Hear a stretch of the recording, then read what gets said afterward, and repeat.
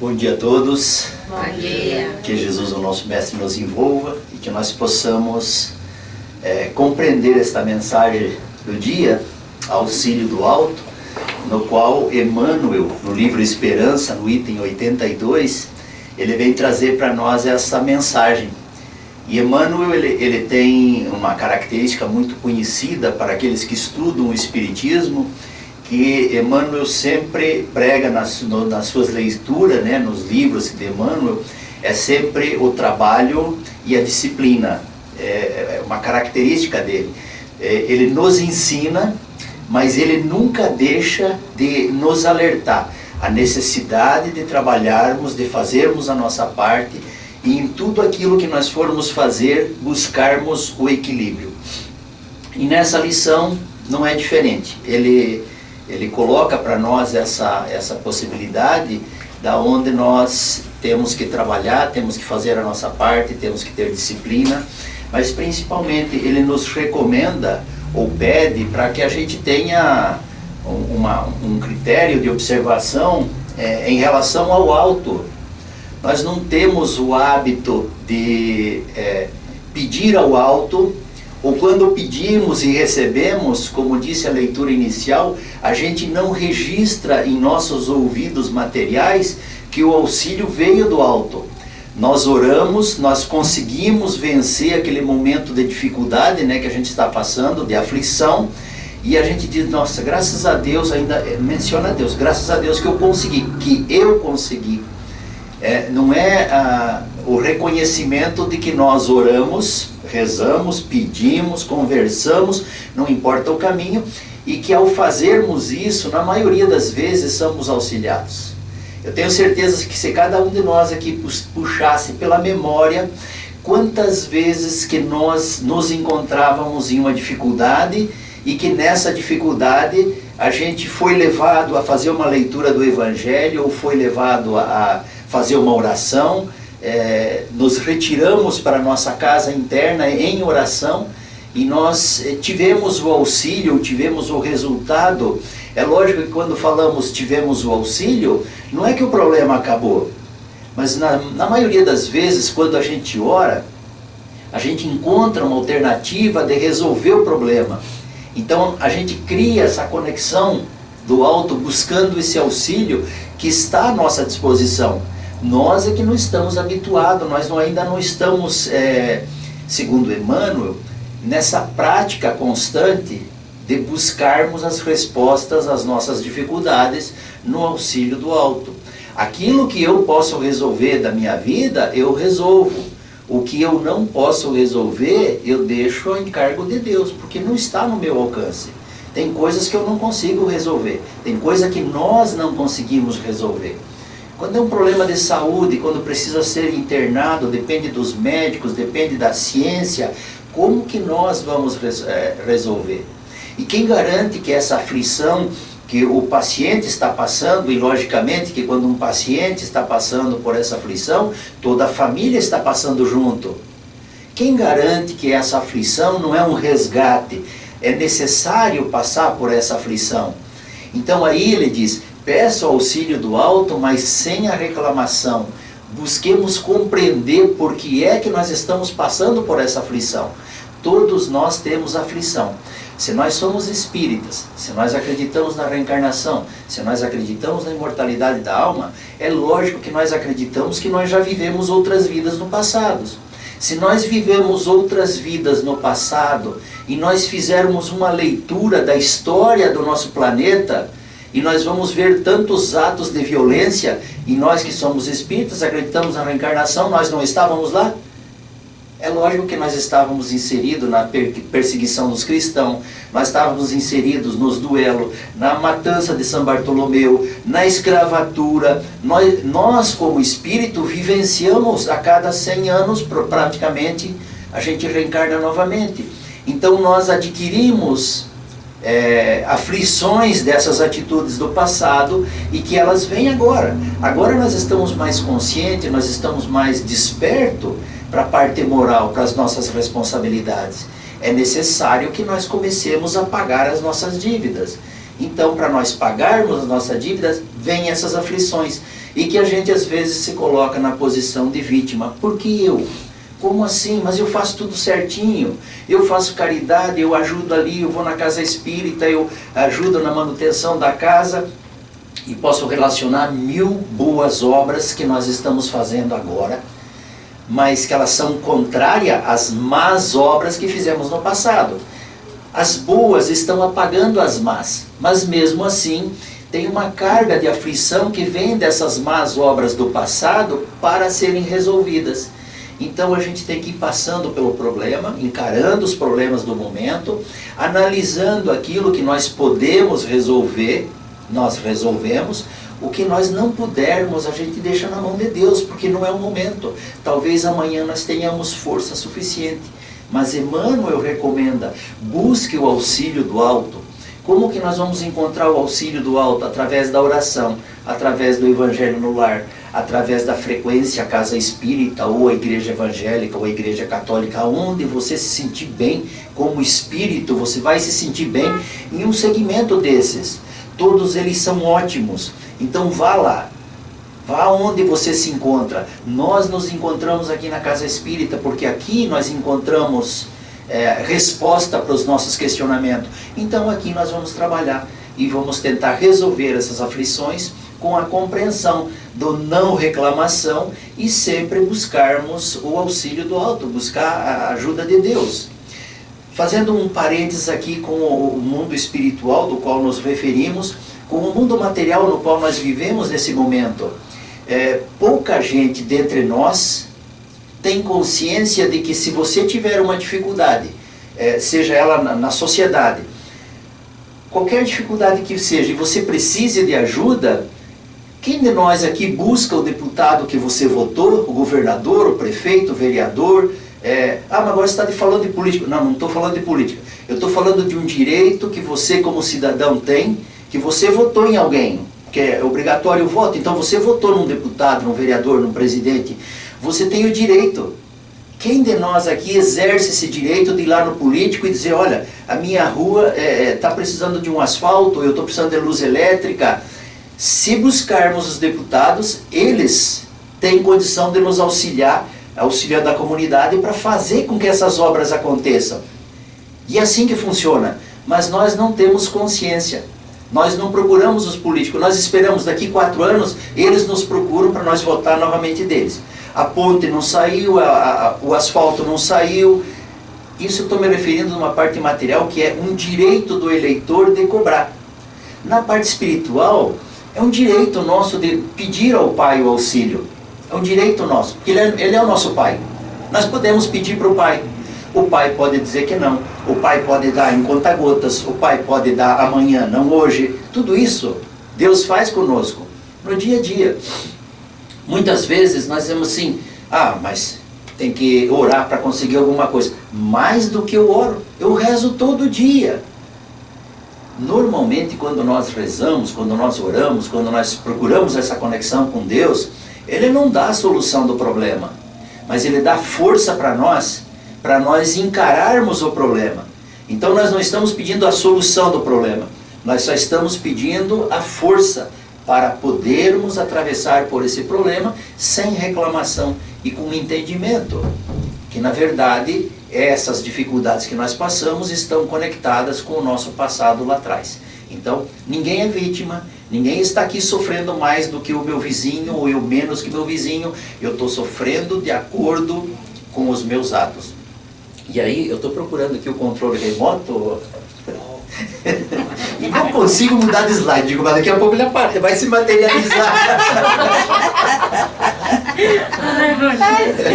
Mas de qualquer forma, a introdução da palestra era essa mesmo, entendeu? Então eu fui falando, digo, vai que materializa aqui, eu consigo mudar aí. Eu vou mudando aqui.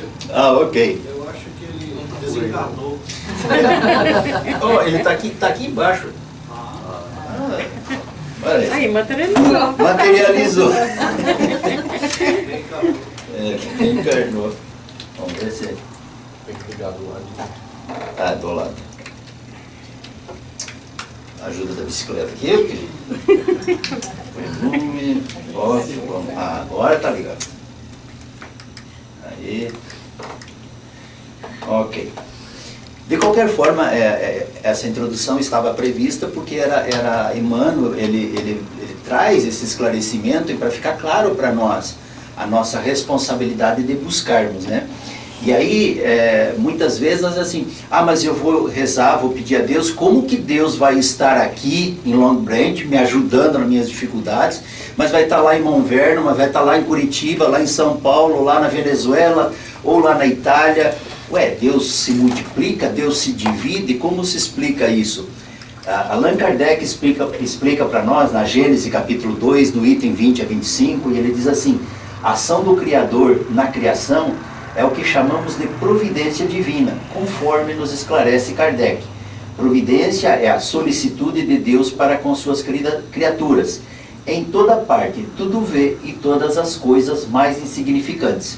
Então Deus tem consciência das coisas mais simples, mais insignificantes. Como que Ele tem essa consciência das coisas mais insignificantes que acontecem com cada um de nós? Porque na verdade nós estamos imersos no fluido cósmico universal, e esse fluido cósmico universal em contato com Deus faz que tudo aquilo que nós precisemos ou pensemos ou fazemos, Deus está em contato imediato. Então por isso que as coisas mais insignificantes, as coisas que nós falamos, vou fazer porque ninguém está vendo aqui, vou roubar aqui o controle remoto, Deus está vendo, a minha atitude está em contato com Deus, em algum momento eu vou ter que resgatar. Se é uma atitude má que eu estou tendo, é uma aflição que eu estou gerando para o futuro. E daí eu vou dizer, mas eu não fiz nada de errado nessa encarnação.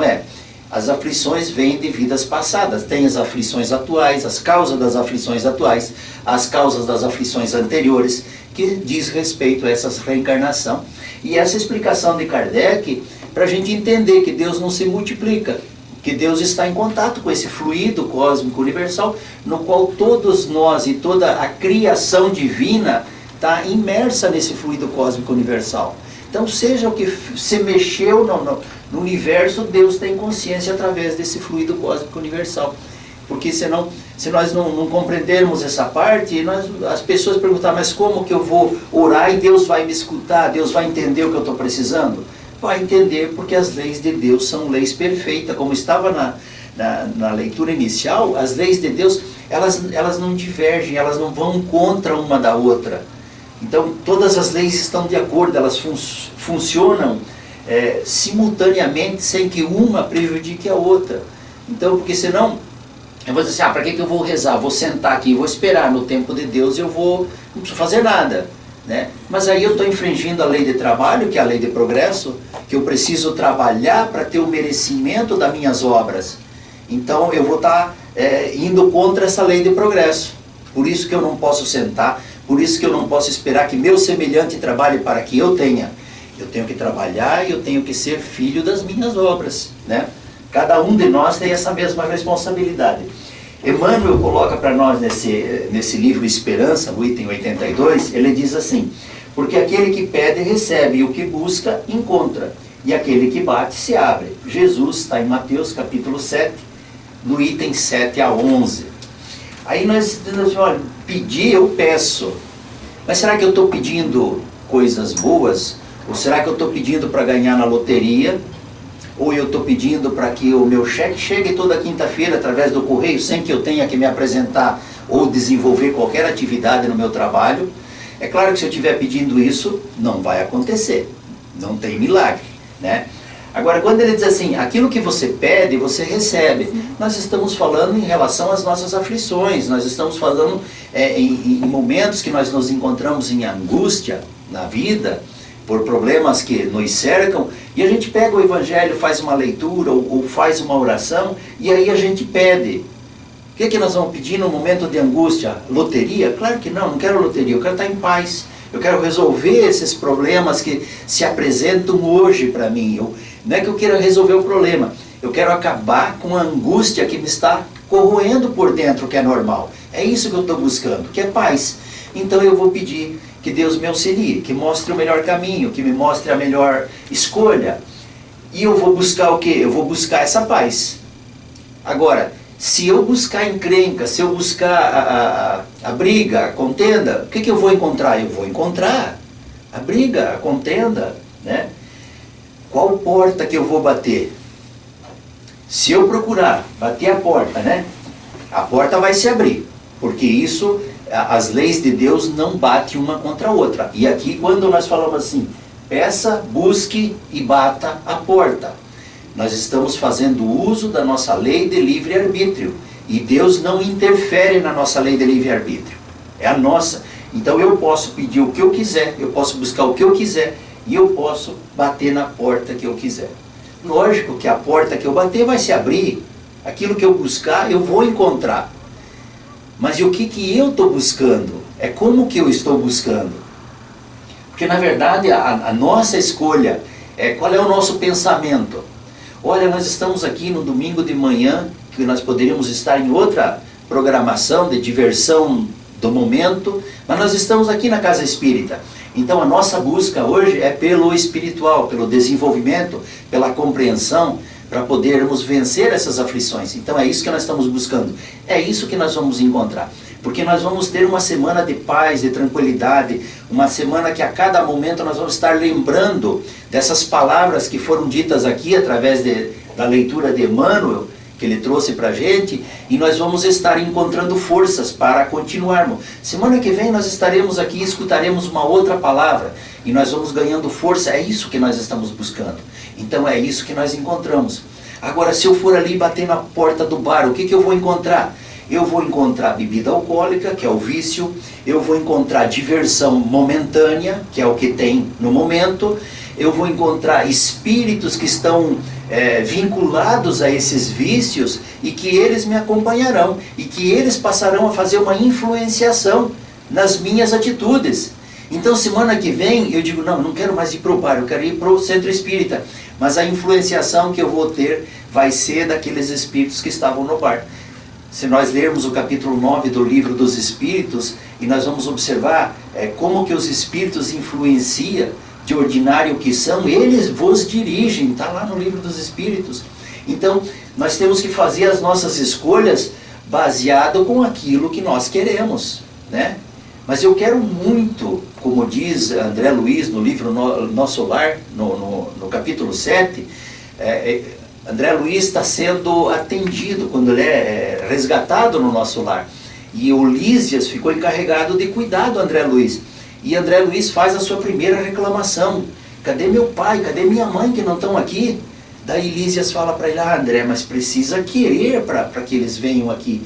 Não, eu quero muito que meu pai e minha mãe venham aqui. Não, mas não é esse querer de querer assim de qualquer jeito. Tem que saber querer. Você tem que parar, pensar o que você realmente quer. Não é somente, eu quero ter o desenvolvimento espiritual. Não, calma, peraí, você quer ter o desenvolvimento espiritual? Começa a vir no grupo de estudo, começa a estudar, começa a trabalhar, começa a participar, tenha paciência com você mesmo, porque não é vindo aqui no estudo 1 ou 2 vezes no mês, é que você vai adquirindo esse conhecimento e essa capacidade de estar em contato com o mundo espiritual. De poder, sempre que vem uma dificuldade, você já conectou com o mundo espiritual, pede o auxílio e você vai receber. É algo que você tem que construir aos poucos. Desta maneira serás filhos de tuas obras, e terá delas o mérito e será recompensado de acordo com o que hajas feito. Capítulo 25 do Evangelho, no item 3. Olha que interessante, você será filho das tuas obras e receberá de acordo com o que haja feito. Se você procurar a porta do bar, que é um direito, porque é o teu livre-arbítrio, você vai ter de acordo com o que hajas feito. Se você procurar a casa espírita, procurar o trabalho no bem, procurar estar em contato com a espiritualidade, você vai receber conforme hajas feito, porque é a lei do livre-arbítrio e o seu direito. Você recebe conforme aquilo que você haja feito. Então não há milagre, não há beneficiamento, não há privilégio, nada disso. É de acordo com o que cada um de nós haja feito. Se o outro não está fazendo, o problema é do outro, né? Na verdade, é o que cada indivíduo está fazendo para que receba isso. E essa prece do Deolindo de Oliveira está no livro Lindos Casos de Bezerra de Menezes, do Ramiro Gama. E ele conta essa passagem do Deolindo Amorim, que o Deolindo de Amorim era um trabalhador da casa espírita.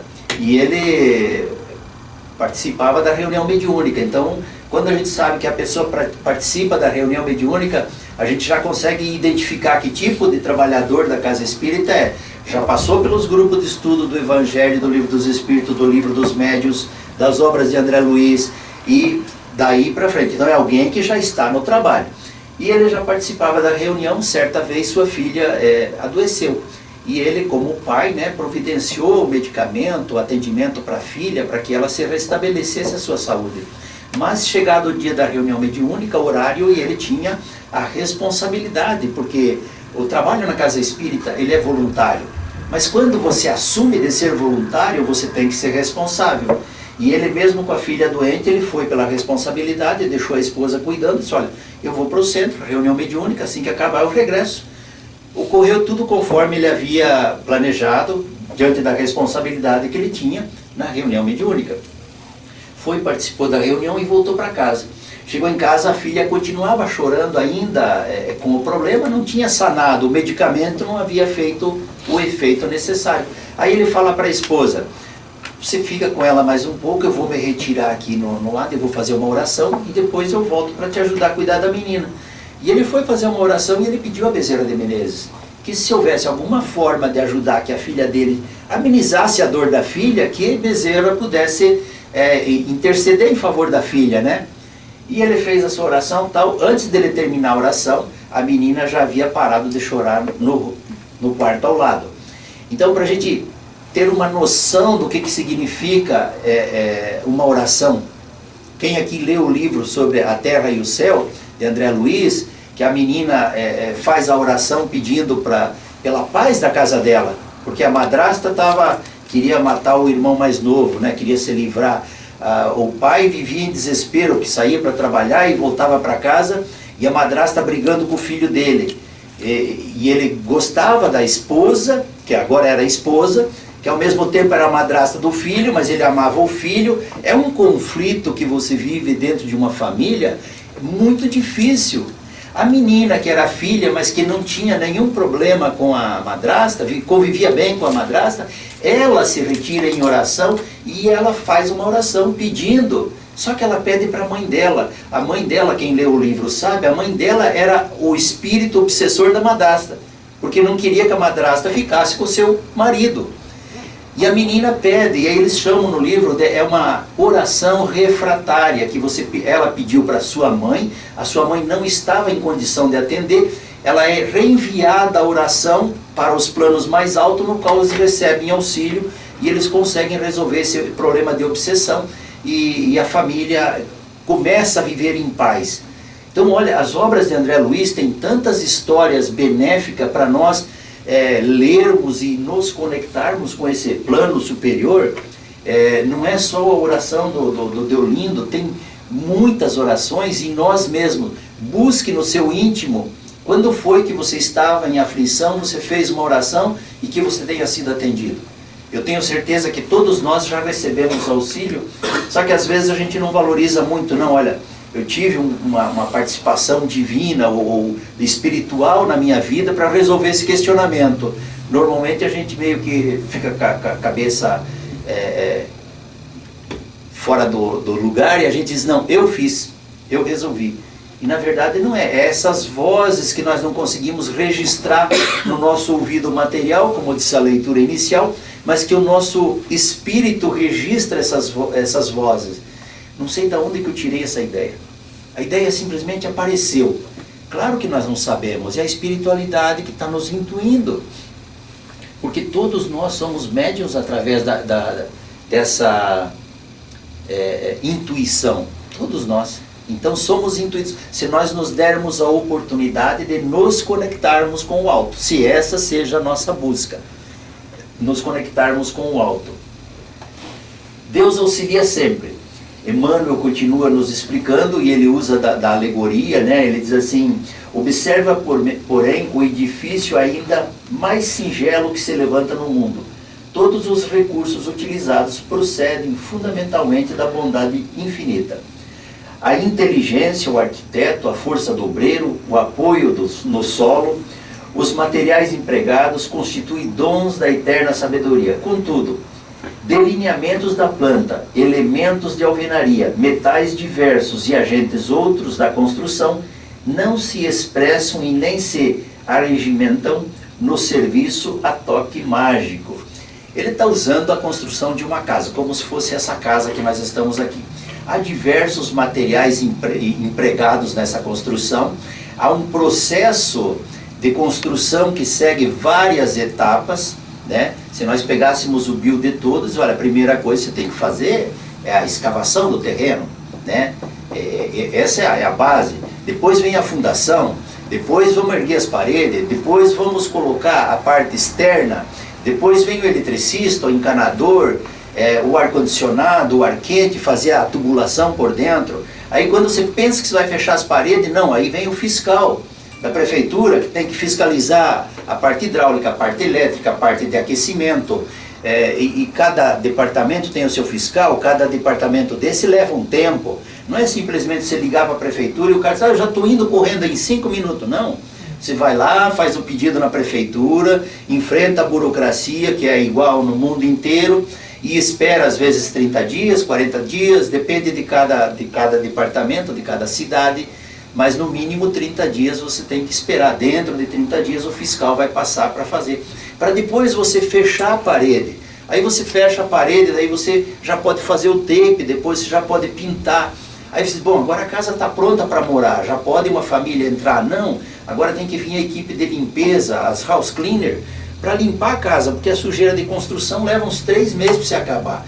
Então vem a equipe de house cleaner, não, agora já está pronto. Não, não está. Agora você precisa de uma decoradora, precisa pôr móveis, precisa colocar móveis que combinem e tal, porque se você gastou tanto dinheiro na construção, você vai se preocupar com o que você põe dentro desta casa que você está construindo.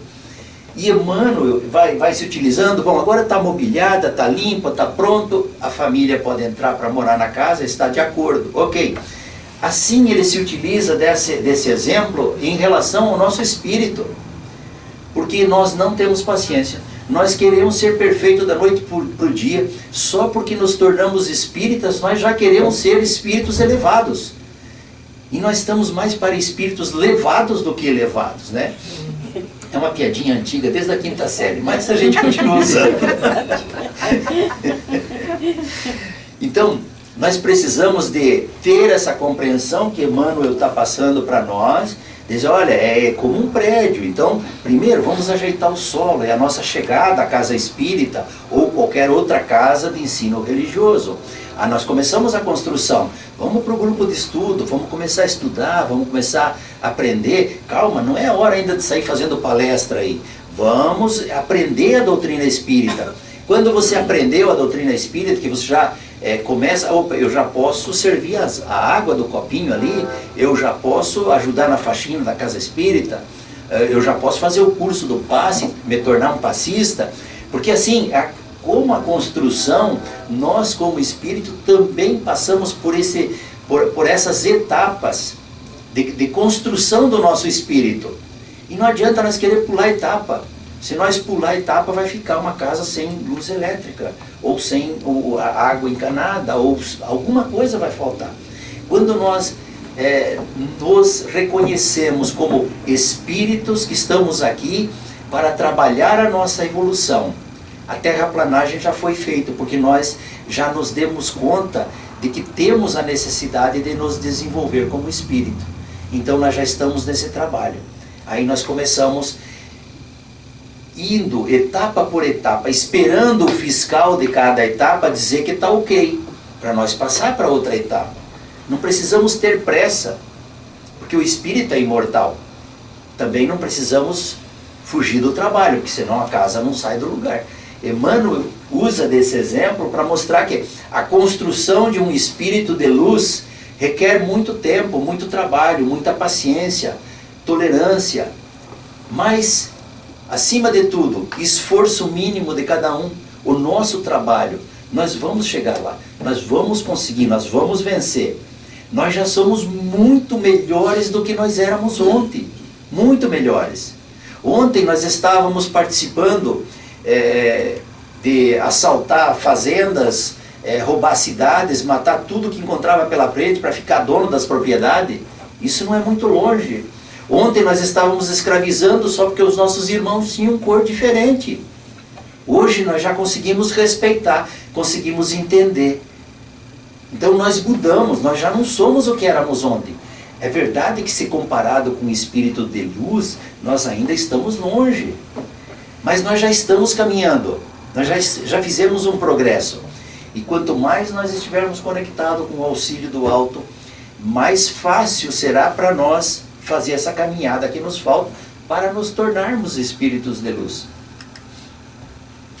E ele continua usando: o lavrador roga bom tempo a Deus, mas não colhe sem plantar, embora Deus lhe enriqueça as tarefas com os favores do clima.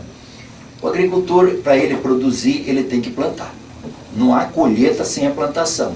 Será que nós, como espírito, podemos nos tornar espíritos de luz sem o trabalho? Abrindo mão do trabalho, esperando que alguém trabalhe por nós? Ah, não, eu faço parte do grupo do Centro Espírita, e o grupo do Centro Espírita está fazendo um trabalho muito legal e eu vou progredir junto. Não vai. Ou você está junto no trabalho, você está pegando na enxada ali para fazer essa plantação, ou você não vai colher o fruto, porque o fruto é individual, não é coletivo. O trabalho pode ser coletivo, porque juntos nós podemos fazer um trabalho mais fácil, e cada um vai receber conforme suas obras. Mas sem o trabalho não há como, por mais que nós contem com os favores do clima, o agricultor, nós contamos com os favores da possibilidade que a doutrina espírita concede a cada um de nós. Através do estudo, ela nos concede o direito de virmos aqui e fazermos uma palestra. Mas você tem que estudar. Você não vai chegar na casa espírita e vir fazer uma palestra. Não, passa pelo grupo do estudo, é para todos. Essa pergunta foi feita para Francisco Cândido Xavier, porque o Francisco Cândido Xavier estava tendo problema, todo mundo lá no centro queria fazer palestra. E ele disse: como é que eu faço para resolver? Porque mesmo para Chico Xavier não era fácil de lidar com as pessoas, porque ele estava lidando com pessoas diferentes, com vontades diferentes, com orgulhos diferentes, com desejos diferentes. Chico Xavier procura Emmanuel. Quem que pode fazer palestra no Centro Espírita? Eu não sei como resolver. Emmanuel falou: todo mundo. Todos podem fazer. Aquele de boa vontade que for estudar e aprender, e ele não precisa aprender toda a doutrina espírita, ele que pegue um capítulo do Evangelho, estude, entenda, saiba interpretar, e ele pode vir aqui e fazer o estudo. Se conhece toda a doutrina? Não conheço. Leu todos os livros? Não li. Mas posso fazer porque eu estudei sobre o auxílio do alto. Outro tema?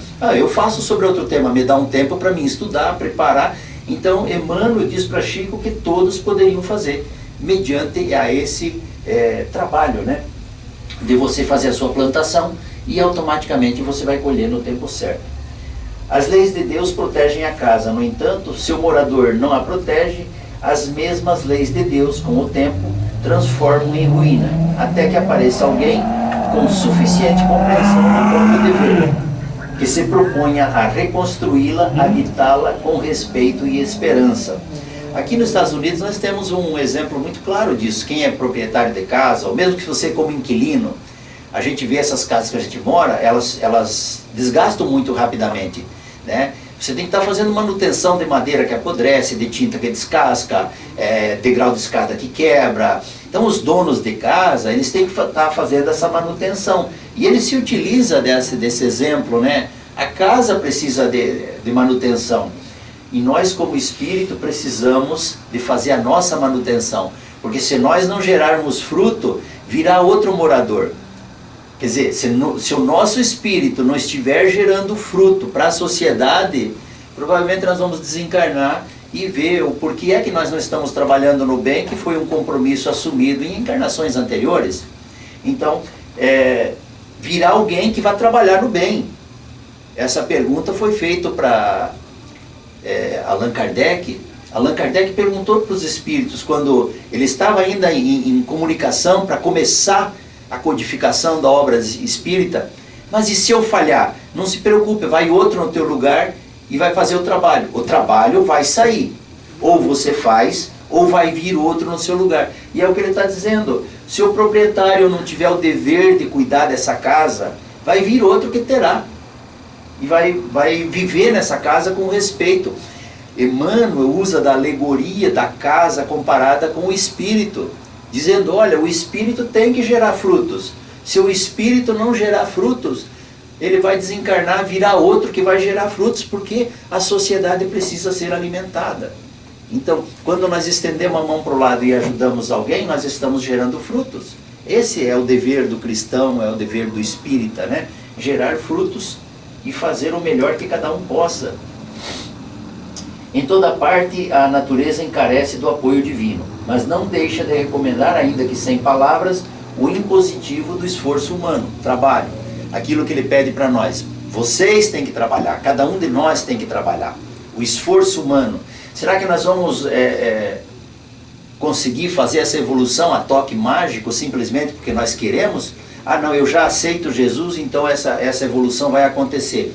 Ah, não, eu quero ser um espírito de luz, então essa evolução vai acontecer. Não, quando eu falo isso, eu vou receber as possibilidades de trabalho, as oportunidades de trabalho que vão se apresentar para mim, e eu fazendo uso dessas possibilidades de trabalho, eu vou estar fazendo o meu desenvolvimento que eu tanto almejo para mim. Então, mas não é uma mágica, é esforço, é trabalho. Não é que todo mundo tenha que sair trabalhando que nem condenado, não. Aquilo que você possa fazer, se esforce dentro das suas possibilidades, sem exagero, sem achar que tem que fazer tudo esse mês, agora nesse ano. Não. Que nós possamos estar em paz, estar tranquilo, ir para casa como se nada tivesse acontecido. Mas apresentando-se alguém com um problema e que esteja ao nosso alcance, que nós possamos auxiliar. É só isso que nós precisamos fazer como espírito. Estarmos preparados para auxiliar aqueles que batem à nossa porta. Que nós possamos ajudar. Quando nós ajudamos, nós recebemos em dobro. Como que nós recebemos? Eu não sei explicar. Mas, às vezes, eu observo que a minha semana de trabalho ocorreu tudo bem. Não tive problema no trabalho, problemas mínimos que são naturais do trabalho. Transcorreu tudo em paz, sem acidente, tudo com uma certa tranquilidade. Eu trabalhei direito. Não, é a providência divina que está nos dando aquilo que nós, em algum momento, nós demos para o nosso semelhante. E agora a espiritualidade vai trabalhando para que isso ocorra em paz dentro do nosso trabalho, porque nós estamos auxiliando os outros que pediram a mão e a gente estendeu a mão. Então é uma troca de energias positiva que está no alcance de todos nós. E ele continua dizendo assim, árvore alguma será conhecida ou amada pelas aparências exteriores, mas sim pelos frutos, pela utilidade, pela produção, assim também o nosso espírito, em plena jornada. Então nós não seremos reconhecidos porque, ele é lá do Monverno, ele é lá de Long Bench, não, por isso nós não seremos reconhecidos. Seremos reconhecidos pelo nosso esforço, pelo trabalho que fazemos, pelas nossas atitudes, né? E tem um ditado que diz assim, vai e trabalhe, faça. Se for preciso, até use de palavras. Quer dizer, dando uma conotação de que nós não precisamos falar. Mas o que nós fazemos, se estiver de acordo com o Evangelho de Jesus, aquilo que nós fazemos é suficiente. Em alguns casos, até use das palavras. Adianta nós saindo fazendo lá no nosso trabalho, imagine. No nosso trabalho, ninguém é espírita, todo mundo, um é evangélico, outro é católico, outro não tem religião, outro diz que isso não tem importância no momento, né? E aí você vai lá e querer fazer uma pregação de reencarnação, de imortalidade, não tem valor para eles, não adianta. Então não adianta usar a palavra. Agora, as tuas atitudes, se você estiver sempre ajudando, sempre tendo respeito pelo semelhante, a tua atitude vai falar mais alto do que as palavras que a gente pudesse ofertar para eles nessas ocasiões. E nesse livro, Lindos Casos de Bezerra de Menezes, do Ramiro Gama, lá no item 9, ele conta um lindo sonho. Ele está descrevendo um sonho que ele teve, né? E ele diz assim, sonhávamos que nos achávamos num laboratório rico de luzes e de cores. Estávamos deslumbrados com o que víamos, quando nos apareceram 3 senhores de capa douradas. simpáticos que, reconhecendo-nos, nos cumprimentaram. Cada qual trazia à cabeça um círculo luminoso. Eram, diziam-nos alguém, o Dr. Bezerra de Menezes, o Padre Germano e o professor Felisberto de Carvalho, já nossos conhecidos que, sobremodo, mereciam a nossa estima e admiração. Ele conta nesse capítulo todo aí, que é bem mais extenso, que nesse sonho ele fora levado a visitar esse laboratório no mundo espiritual durante o desdobramento do sono, e ele foi, disse que era um laboratório assim que ele nunca havia visto nada na vida comparado com esse laboratório, que era algo fantástico. O tamanho, ele disse assim, passavam de 200 salas diferentes, de barracões e equipamentos que ele nunca havia visto. E ao término dessa visita nesse laboratório, diz que Bezerra de Menezes fez uma explanação para ele, uma palestra, sobre a aura do espírito, como é que se apresenta, como é que é. E ele disse que demorou mais um tempo. Terminada essa explanação de Bezerra de Menezes, os três o convidaram a dar um passeio para o lado de fora do edifício. E daí diz que eles, ao chegarem afora, avistaram uma colina, e ele disse assim, olha, na colina ali tem uma coluna de espíritos que encarnaram para trabalhar no cristianismo. E trabalharam, fizeram o seu trabalho, todos estavam com túnicas brancas, porém já túnicas desgastadas. Mas eles tinham concluído como cristão a sua responsabilidade, ou a sua obra no plano espiritual, ou no plano material. E agora, retornando ao plano espiritual, eles estavam ali, né, naquela linha. Tinha uma outra linha de espíritos, também de túnicas brancas, porém sujas, que eram espíritos que não trabalharam, que desperdiçaram a oportunidade de trabalhar em benefício do cristianismo. Que trabalhar em benefício do cristianismo, na verdade, é trabalhar em nosso benefício, porque o Cristo deixou o Evangelho para nos auxiliar. O que tem no Evangelho, os ensinamentos, a consolação que a gente tira do Evangelho, não é para fazermos uma homenagem ao Cristo, não, é para o nosso auxílio. E esses espíritos que estavam com a túnica suja, porém, não, haviam vendido, haviam comercializado os ensinamentos do Cristo, haviam desperdiçado as oportunidades de trabalho que eram para eles terem feito. Então eles se encontravam numa outra coluna e disseram, olha, eles são os que falharam. Mas perante a misericórdia divina e o amor de Deus com os seus filhos, vão ter uma nova oportunidade reencarnatória, vão refazer suas tarefas e vão ter que repetir de ano. Simples assim. Porque Deus é nosso Pai de amor e Ele não castiga ninguém. Ele só diz, olha, você não passou, não tem nota para passar, você volta e repete de ano. Eles iam reencarnar para refazer o trabalho que eles desperdiçaram a oportunidade. Então Emmanuel se utiliza o Ramiro Gama se utiliza desse sonho para nos alertar. Nós temos a oportunidade, requer o mínimo de cada um de nós, só para nós efetuarmos o nosso trabalho, não sermos espíritos que perdemos a oportunidade, porque nós estamos recebendo muito esclarecimento, muito conhecimento. Em outras religiões não se fala da imortalidade da alma, não se fala da reencarnação, não que eles estejam errados, eles não precisam disso agora. Nós espíritas é que somos repetentes de muito tempo, então nós estamos recebendo a oportunidade de ser espírita, de ter a consciência da reencarnação e da imortalidade, para dizer, olha, por favor, não errem mais. Vocês têm consciência, vocês não poderão usar as desculpas quando chegarem no mundo espiritual, eu não sabia. Não, nós sabemos. Se nós errar, será por outra razão, mas não por desconhecermos as leis de Deus. Então, ele continua falando desse lindo caso, desse sonho. Depois disso, ele é levado a um pomar. E nesse pomar tinha os mais diversos tipos e belezas de frutos, que ele disse assim, de quem é esse pomar? E o pomicultor que estava tomando conta disse assim, é nosso. Dando a impressão para ele que, sendo esse nosso, que é uma coisa comum, que todos nós somos filhos de Deus e vamos usufruir desse pomar de benesses que tem no mundo espiritual, que é para todos aqueles que trabalham. Então, o pomar é nosso, o benefício é nosso.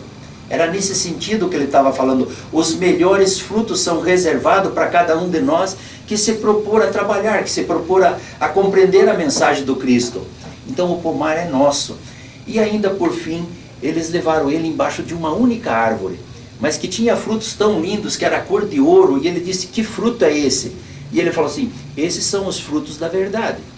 São aquilo que você está convidado para conhecer, essa árvore da verdade, porque cada cristão é responsável pela manutenção dessa árvore da verdade. Então, se nós não trabalharmos dentro da verdade, nós não seremos herdeiro dessa árvore do fruto da verdade. Porque é uma coisa simples. Nós só queremos a verdade. Qual é a verdade? A verdade é o Cristo. Então é isso que nós queremos. Nós não vamos ficar perdendo tempo com discussões sem valores ou com ensinamentos que não nos levem a esse desenvolvimento espiritual. Qual é a verdade? A verdade é a imortalidade da alma, é a reencarnação, é as nossas responsabilidades, é as nossas possibilidades quando nós podemos acessar o plano do alto e pedir auxílio, quando nós podemos fazer uma oração e pedir, olha, eu não estou dando conta, eu preciso de ajuda. A gente vai receber essa ajuda. Essa é a verdade. Então, essa é a árvore da verdade que ele descreve nessas páginas, na qual todos nós seremos herdeiros. Nós só precisamos praticar a verdade. É verdade que eu estou falando? É verdade que eu estou fazendo? É verdade a maneira com que eu estou trabalhando? Eu estou dentro da verdade para adquirir os bens materiais que eu estou adquirindo? Está dentro da verdade? Eu não estou transgredindo a lei de Deus? Então essa é a verdade. Eu sou herdeiro dessa árvore da verdade. Cada um de nós tem que fazer essa mesma reflexão. Eu quero ser herdeiro dessa árvore da verdade. E para mim ser herdeiro dessa árvore, eu tenho que agir conforme a verdade nos convida a agirmos sempre, né? A criação pode ser comparada à imensa propriedade do Criador, que a usufrui com todas as criaturas, em condomínio perfeito, no qual as responsabilidades crescem com a extensão dos conhecimentos e dos bens obtidos. Não te digas dessa forma, sem obrigação de pensar, estudar, influenciar, programar, agir e fazer. Então, olha, conforme o conhecimento que nós temos, aumenta nossas responsabilidades. Conforme os bens materiais que nós adquirimos, aumenta as nossas responsabilidades em ajudar aquele que não tem. Não que nós tenhamos que distribuir, não vamos confundir. Ajudar é quando nós podemos ajudar sem comprometer o nosso equilíbrio. Porque nós precisamos estar equilibrados. Se você adquirir um valor material, agora porque ele diz que tem que distribuir, você vai distribuir tudo, logo você vai à falência e você vai ser um problema para a sociedade. Não é isso que ele está falando. Ele está falando que nós, que por alguma razão a providência divina nos abençoou com os frutos materiais, se nós pudermos auxiliar, nós temos condição. E na parte moral, nós podemos estudar, nós podemos influenciar, nós podemos programar, agir e fazer. Estudar porque o conhecimento nos liberta. Se você conhecer a verdade te libertará. Então por isso nós precisamos estudar. Influenciar. Influenciar, nós influenciamos e somos influenciados todos os minutos do nosso dia. Nós influenciamos ou somos influenciados. Agora, como que eu estou influenciando? Com coisas positivas ou com coisas negativas? O livre-arbítrio é meu, as escolhas são minhas, o que eu procuro eu vou colher depois. Então, nós podemos influenciar um sobrinho, nós podemos influenciar um filho, um amigo, com os nossos atos ou com palavras. Nós temos como programar, nós podemos programar o nosso pensamento. Nós podemos programar aquilo que nós vamos pensar. Ah, mas isso é impossível. É bem difícil, concordo. Só que no Evangelho, no capítulo O Homem no Mundo, no item 10, ele diz assim: é normal que você pense, que você tenha pensamentos mundanos e sem valores. Mas ter esses pensamentos faz parte porque nós estamos conectados com o passado do planeta, com a história do passado. Se nós cometíamos crime lá atrás, como que nós só vamos pensar em coisas boas agora? A nossa conexão ainda não é boa. Ele diz assim: se você tiver pensamentos mundanos, tenha, mas não se demore nesses pensamentos. Então, nós podemos programar os nossos pensamentos. Quando vier um pensamento menos digno, eu vou reconhecer automaticamente que não está de acordo com o Evangelho e dizer, isso não me serve mais. Eu posso ter tido ontem, no meu passado. Hoje não me serve mais, hoje eu estou pensando. Então eu posso programar, pensar só coisas boas, pensar o meu pensamento, a minha intenção é de ajudar sempre. Se eu colocar isso, eu não vou dar espaço para pensamentos negativos na minha cabeça. O meu agir fala mais do que palavras, os meus atos falam mais do que palavra, né? E ao invés de falar, fazermos. Nós vamos estar, as pessoas vão observar nós por aquilo que nós estamos fazendo, né? Que às vezes você faz e você quer falar, a palavra não tem muito convencimento, o que tem convencimento são os nossos atos. E no Evangelho ele diz, qual o homem dentre vós que dá pedra ao filho que pede pão? Ou se pedir um peixe, dar-lhe-á uma serpente. Ele está fazendo uma analogia aos pais, né, encarnados aqui. Qual é o pai que vai dar uma pedra para o filho que pediu pão? Sem chance. Os pais podem ter defeito aqui, não são perfeitos ainda. Mas os pais tratam seus filhos como se fosse algo assim, um cristal, né? Tem um maior cuidado, um maior zelo. Eu posso dizer assim que, pelo que a gente vê na sociedade, 99,9% dos pais, pode ser que tenha alguns descuidados ainda, porque são espíritos que não evoluíram. Mas aqueles espíritos que já têm a consciência do que é ser pai, eles têm o máximo de cuidado e jamais dariam uma pedra para o filho. Eles dariam o pão e ainda assim ia rechear com mortandela, se for mineiro. Os mineiros gostam de pão com mortandela. Então, mas alguma coisa o pai sempre coloca dentro do pão, né? Nem que seja amor. Se não falta amor, ele vai colocar dentro desse pão. E ao passo que se pedir um peixe, também não vai lhe dar uma serpente, né? Vai ter o cuidado. E ele conclui, diz, ora, sendo maus como sois, sabem dar boas coisas aos vossos filhos.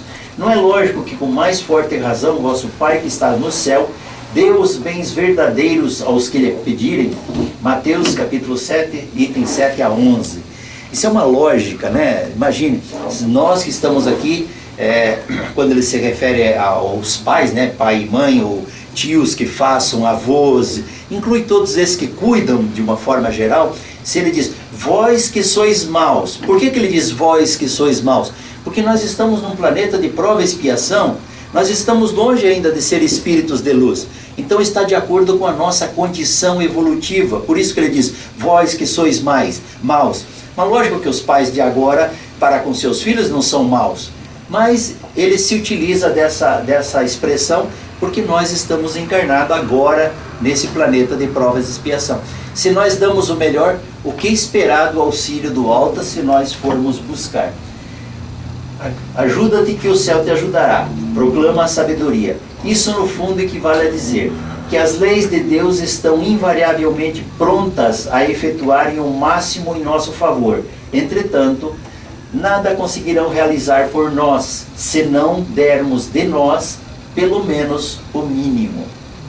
Então, as leis de Deus, elas estão perfeitas. Livre-arbítrio, lei de progresso, lei de manutenção da espécie, todas as leis estão em nosso benefício, estão para nos auxiliar.